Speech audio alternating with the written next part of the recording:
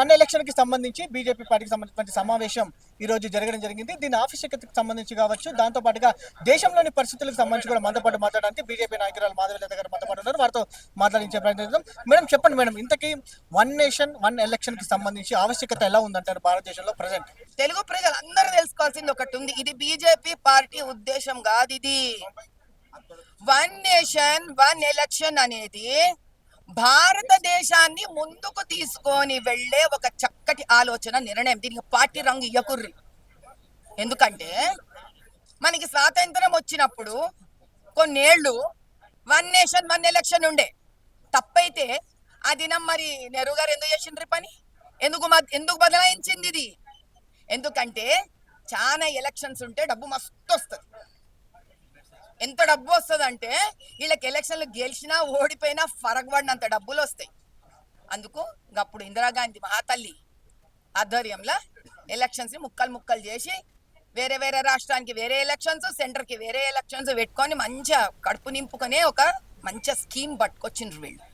దీంతో పాటుగా మహిళా రిజర్వేషన్ సంబంధించి కావచ్చు, డీలిమిటేషన్ సంబంధించి కూడా విషయం ఉంది ఇక్కడ. వన్ నేషన్ వన్ ఎలక్షన్ లా వాళ్ళు ఏమేమి తెచ్చిండ్రు? కాంగ్రెస్ వాళ్ళు వక్ బోర్డు తెచ్చిండ్రు. ఎందుకు తెచ్చిండ్రు? దేశం మంచికి తెచ్చిండ్రా? దేశం బర్బాద్. ఆర్టికల్ 370 తెచ్చిండ్రు. ఎవరి కోసం తెచ్చిండ్రు? దేశం బాగ్గానిక లే, వాళ్ళ పొట్టలు నిండనికి, వాళ్ళ పదవులు నిలబడనికి. అట్లనే ఎలక్షన్స్ కూడా విడబడగొట్టిండ్రు. ఎందుకని? వాళ్ళ పదవులు నిలబడనికి, వాళ్ళు డబ్బులు చేసుకోనికి. మోదీ గారు వచ్చి ఏం చేసిండ్రు? ఆర్టికల్ 370 తీసి పారేసిండ్రు. వక్ బోర్డ్ వెళ్ళిపోతుంది, ఖతం. ట్రిపుల్ తలాక్ వెళ్ళిపోయింది, ఖతం.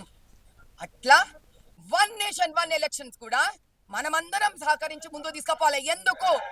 ఒక మామూలు మనిషి భాషలే చెప్తా.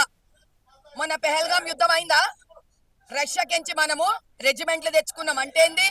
ఇంత పెద్దగా ఉంటది అది తిరుగుతూనే ఉంటే నీ పైనుంచి డ్రోన్స్ వస్తే ఇరగొట్టినాం కదా, నాశనం చేసినాం కదా, ఒక్క మంచి చచ్చిపోకుండా. అది ఎందువల్ల అనుకున్నారు? 400 రెజిమెంట్ కొన్నందుకు. ఒక్కడి కొంటే 4300 కోట్లు. ఎలక్షన్స్ కి ఎంత ఖర్చు పెడుతున్నాం మనం ఇప్పుడు? రాబోయే ఎలక్షన్స్ 2029లో 4.5 లక్షల కోట్ల నుంచి 7 లక్షల కోట్లు ఖర్చు పెడతాం.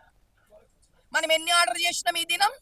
2022 ప్రధానమంత్రి మోదీ గారి ఆధ్వర్యంలో ఇట్లా డ్రోన్స్ బాంబులను నరికేది 5 ఆర్డర్ చేసినాం. ఎన్ని వచ్చినాయి మంతానికి? 2 వచ్చినాయి మంతానికి. వచ్చే సంవత్సరం 3 వస్తాయి.